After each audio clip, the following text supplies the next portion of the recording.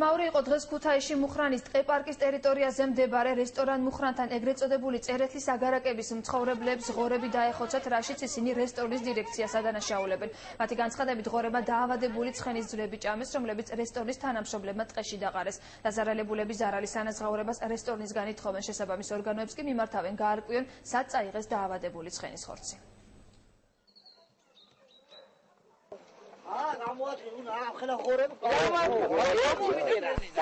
გამექცენ ერთი გაქცევა. იყო სულაც ეცლენებული ეგოჭები.